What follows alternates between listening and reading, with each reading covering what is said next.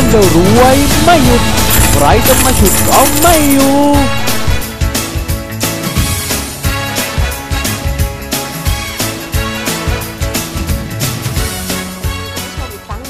แล้วก็กลับเข้าสู่การเสวนาค่ะในหัวข้อ Stand Out Franchise กันต่อเลยนะคะยังมีประเด็นที่น่าสนใจรออยู่อีกเพียบเลยค่ะเชิญชมได้เลยค่ะ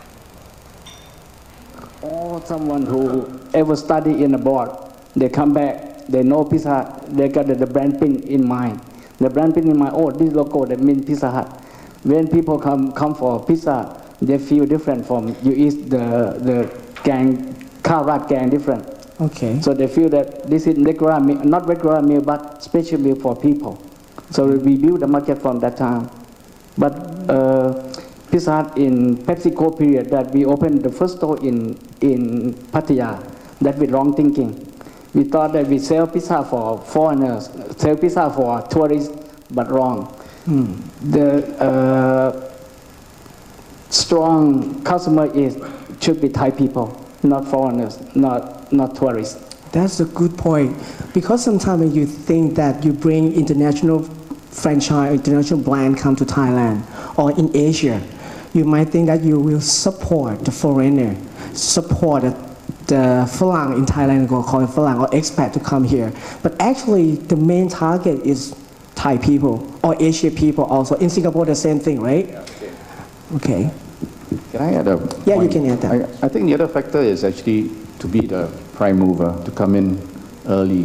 McDonald's and KFC came in because they want to establish themselves as the leaders, basically in fast food, quick service restaurants in Southeast Asia, and they're willing to basically take that challenge. And all said, today actually KFC does very well. I was at KFC Indonesia in the late 80s and early 90s. Yes. Developed. Wow. Yeah, that was quite a So you start KFC in Indonesia. Yeah, and one of the biggest issues that we face is to basically find good chicken. We had problems finding chicken, a very simple commodity. But at that time, we all say it's so easy, right? I mean, you go to the market, you buy chicken.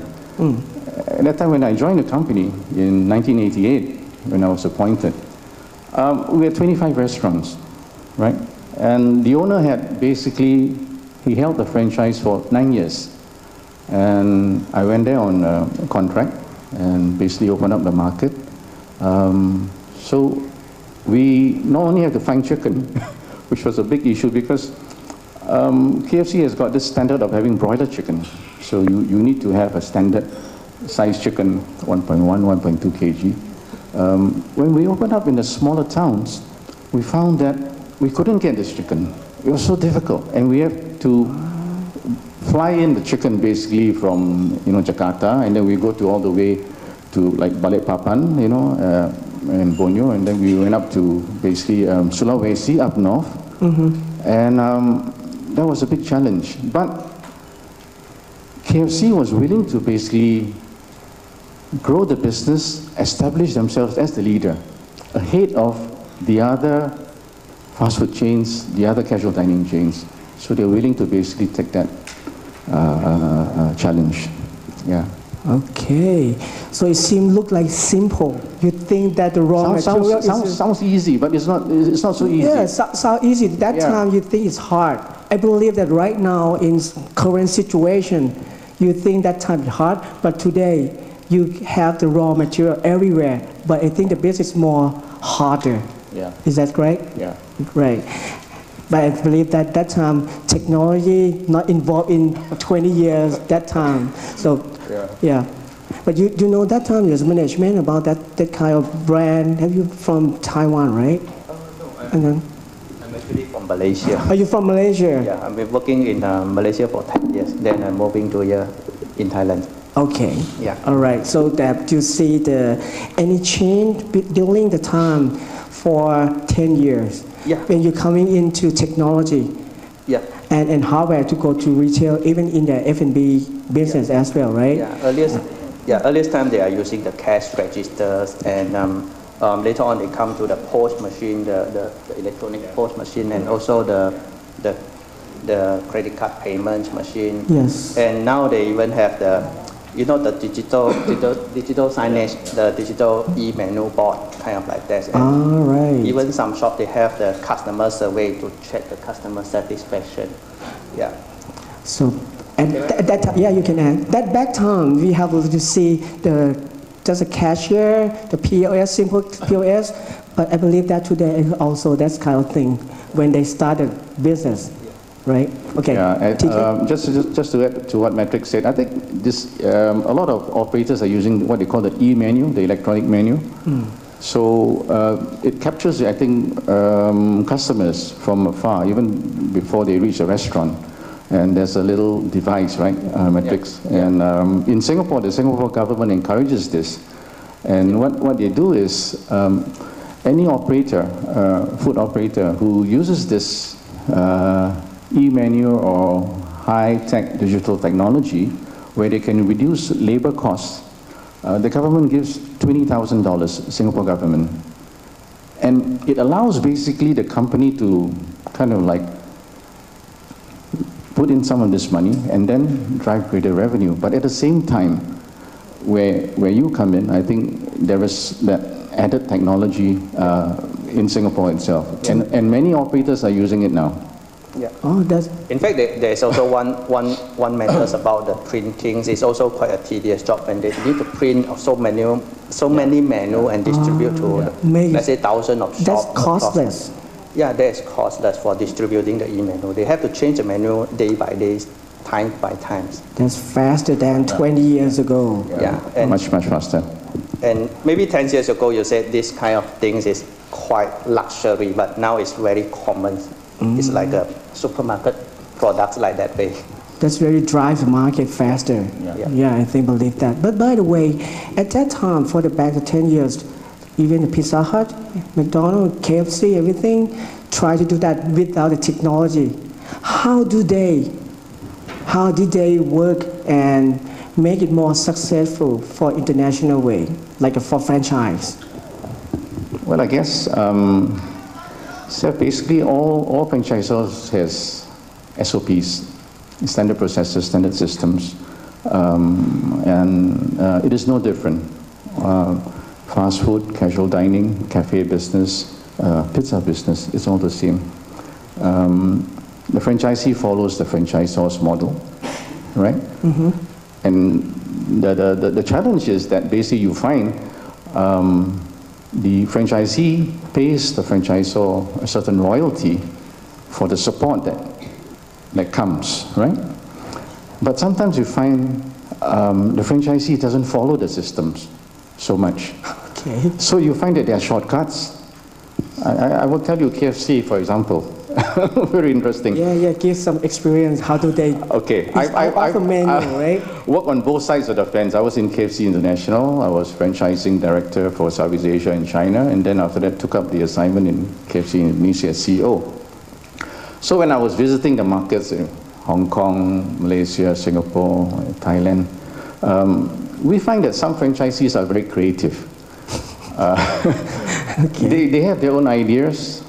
Like Indonesia, we've got rice. That's how KFC started having rice and chicken, and it was very, very successful. But we also find that although KFC has got this original recipe, franchisees will find means and ways of reducing some of these ingredients, to basically reduce costs. So the franchisor's role become a bit more difficult because you've got to ensure that basically the standards are there, the quality control is there. Just like in Utoya, Dr. Vichai would face the same issues. So one of the things that we found when we visited countries is, the franchisee is very clever and they will come to you and says, hey, come, let's go and visit, the restaurants and visit the markets, And they would always say, yes, you see, they give me, this is what I do, this is a formula, this is what we basically follow.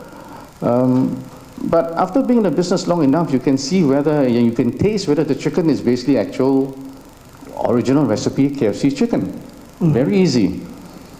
And markets like in Thailand, KFC, extra crispy is very popular because you don't have to follow standards that much, it's only flour.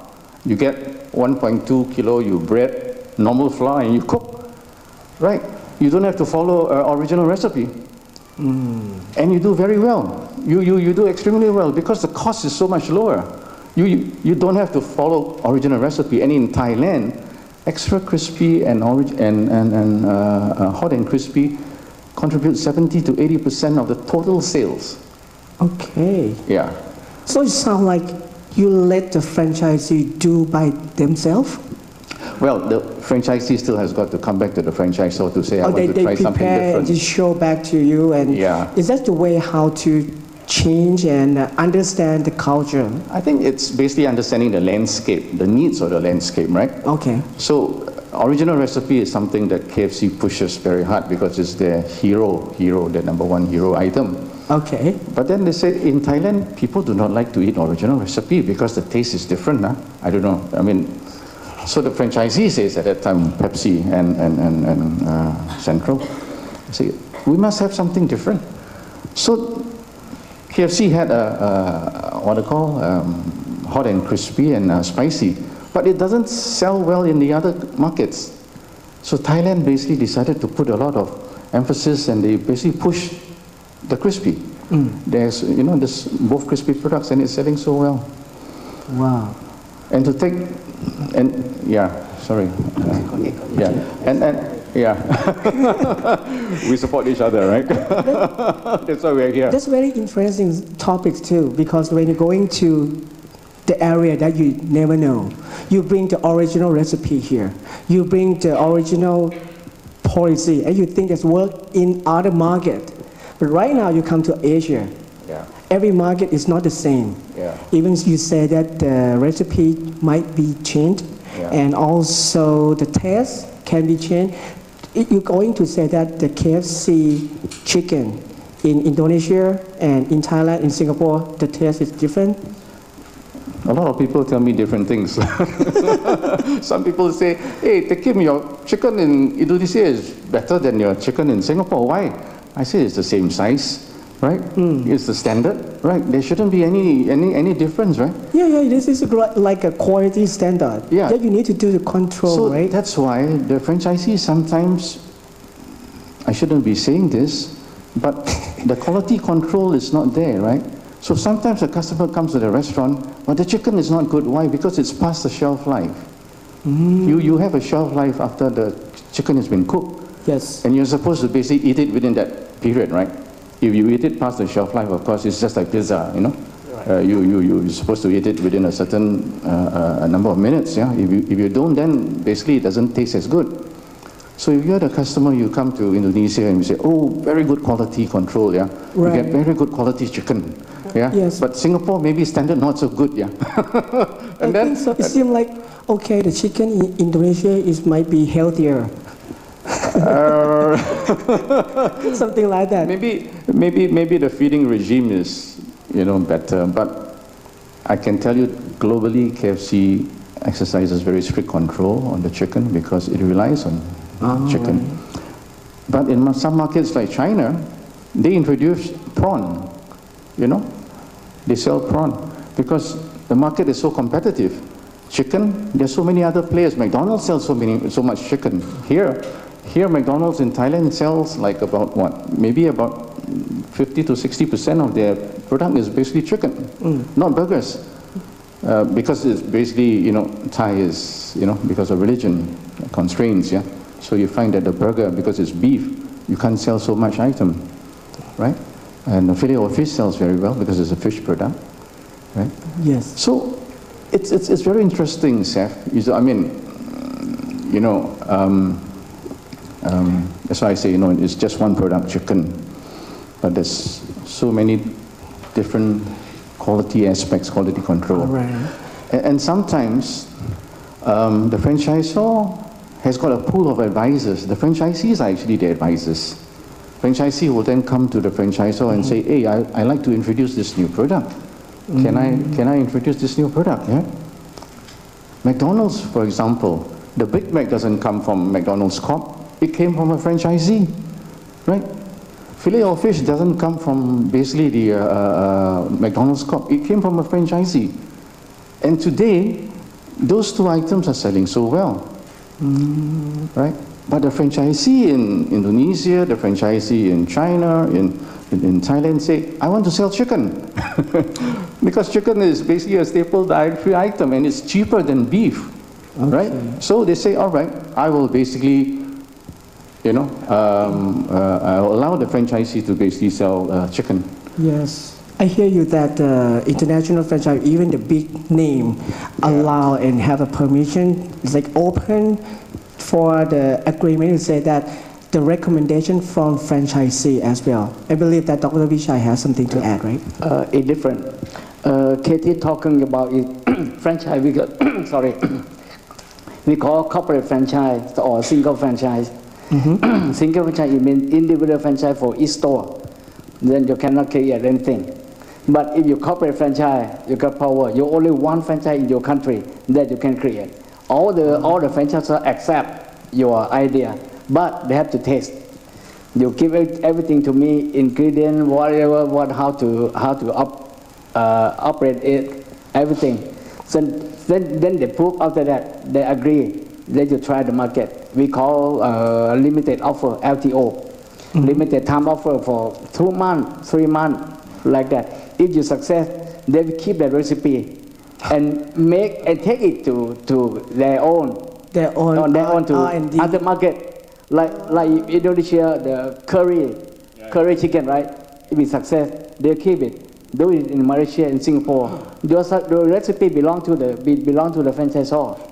Even the franchisee you create that. Yes. Oh, right. Must be approved. Everything should be approved. But by the way, they need to get back to franchisor about to approve everything, even to find the raw material, to get the new recipe, everything. Even so, the franchisee cannot sell at that time. Is that right? Right. Okay. So everything should be approved. They write on your franchise agreement. The franchise agreement, we write that you cannot create your new menu unless approved by the franchisor. This is happened. But the individual franchise cannot do anything. You one store in US from 6,000 stores, you cannot do anything. But in Thailand, you have 200 stores, you are the corporate franchise. So they listen a little bit, listen to you. You can create something. You can create something. Right. This is a good thing that I believe in here we have a lot of franchisor that going to avoid other market and thinking that, okay, I'm afraid that my recipe, my formula, and the policy will be changed to other country and we cannot control it.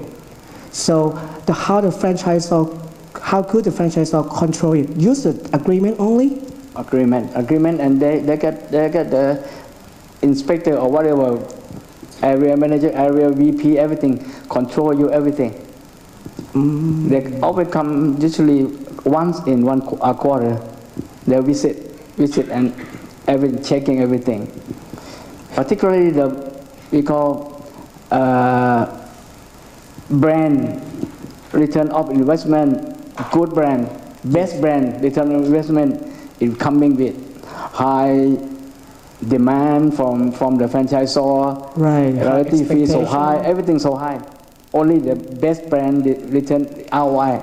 Right. We coming with that. You step on that point. I would like to know that. I believe that what you say, if the big brand come to Asia, I believe that they have their own idea and say that if we want to invest, maybe 10 years ago or right now, you can talk about that. They might have expectations about the rate of return.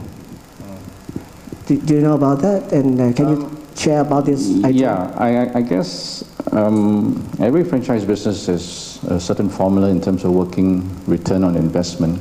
KFC those days and also McDonald's, we have what we call IRR, internal rate of return, and they have a specific percentage. If you look at the location, and then you say, okay, these are basically the factors. You got food costs, you got labor, and then you take into account rental, operating supplies, and others. And there's a certain fixed percentage that they work, right? If it doesn't give that return, then that location is not considered for development as a restaurant. But sometimes franchisees, okay, I'm talking from the franchisor point of view, franchisee says, hey, take him, this one is giving me less than the standard. How? Can? Yeah. So you look in terms of the trade area then, as to see whether there's young consumers coming, demographics is increasing, per capita income basically is going to improve in that trade area, and those factors, demographic factors. And then, although it may not come within that stipulated percentage, but you take that into consideration so that it increases over the next 2 or 3 years. And then it will basically, from there on, you find that it will go on, it will exceed the IRR. The IRR. Yeah. So sometimes, I think the franchisor has got the prerogative, but the franchisor must understand the market. It could be in Thailand, it could be Indonesia, but you must know the market, meaning you must know consumers, you must know the profile, you must know dietary habits, you must know in terms of demographics, you must know in terms of the retail development, shopping center growth, all that. You have to do the market research, everything. Right. True. You've got consumer research. Who pay? Sorry? Who pay? Who pay for the very research? interesting. That's a good question, right? Survey who pay? From the franchisor's perspective, basically they always say the franchisee pays. Right? But sometimes, right, which we can, franchisor and franchisee has a certain kind of, agreement, they can say. Some franchisor ask you to pay. Well, franchisor always basically will say franchisee, you have to pay because recommend that too. Yeah. You have to get that research. Because you have to get those numbers, give the numbers back to the franchisor, and then the franchisor says, yes, on the basis of this consumer research, you make a conscious decision to basically say yes, okay? As the master franchisee, you can then basically open a restaurant. Yes. Yeah. I mean, not every restaurant is profitable, right? In all brands, in any kind of restaurant, it can be fast food restaurants, cafes. 100, you may find 60% basically you're profitable, right? Or 70%, and you're lucky if you get that. Right? Because the other 20, 30% in any kind of business, you've got what you call the stars, right? And then you've got the dogs. Yeah. Right? So the stars will have to cover the dogs, yeah? Yes. So from that perspective, if you are an investor, you are willing to basically gamble on that. You are willing to basically take that gamble and say, okay, I open 50 restaurants, but 30 or 35 is basically making money. The other 15 maybe bottom line, break even, lose a bit of money, but the stars will cover up the dogs, right? But the investor must have deep pockets, right? If it's a fast food chain, right? I mean, Indonesia, for example, when I left in 1992, 100 restaurants. Today, KFC Indonesia has got 450 restaurants. 450. And it is growing. They're opening like about 25 to 30 restaurants every year. Malaysia also, close to 500 restaurants, KFC restaurants. But one of the big advantages they have is because chicken is staple dietary item besides rice. And it's very affordable. So McDonald's is always playing catch up. Sorry. in these markets in Southeast Asia, McDonald's is playing catch up. They are not the market leader. The market leader is KFC. Okay. In China, KFC is the market leader. In Malaysia, KFC is the market leader. In Indonesia, KFC is the market leader. In Thailand, KFC is the market leader. May I interrupt you a little bit? Can you tell me exact number, IRR or ROI, that international franchise would like to get in the market, in Asia, for example? Yeah, I mean, normally the IRR is on the basis of, I say, a certain percentage. It's maybe 15%, 16% IRR. 60? 15 to 16. 15 to 16%. Yeah. Nice. But don't quote me, huh? So you go to some market, but this is a good way to think about that. Yeah. We think about the investment, we think about the revenue to come in and control the expenditure. And so you get the right You see, IRR like that. even if you have good IRR, you work out the numbers, right? Yes. It gives you a certain percentage. It doesn't mean you are going to basically exceed that, right? Because over the next 2 or 3 years, you don't have control of the market economy. You don't know, right? Department of Statistics will say this trade area, let's say at Plonchit, very good. A lot of people there. But then you may have people moving out from Plonchit, right? And then you have got basically the restaurant is not performing. But when you did the initial survey, the numbers is very good, right? Right. And how about the Thailand market? That time, you can talk about can you talk about the Otoya a little bit? Trade secret. Usually IRR is 15, is not more than 15, it's too high. And if you're more than 15% is too high. If your business, the margin that big, people will come, they worry about you too tired, so they will share you, they will help you. If you are, I can say that your margin, your GP, everything is too high, people will come to help you, make your คุณผู้ชม margin คะเมื่อสักครู่นี้ thinner. นะคะท่าน Always, it's always happen. ประเด็นที่น่าสนใจมากๆเลยทีเดียวค่ะ แต่ว่าเวลาของเรานะคะหมดลงเฉพาะเบรกนี้เท่านั้นค่ะ เดี๋ยวเราเจอกันใหม่นะคะในเบรกหน้าค่ะ แน่นอนว่าต้องน่าสนใจแล้วก็สนุกสนานแน่นอนค่ะ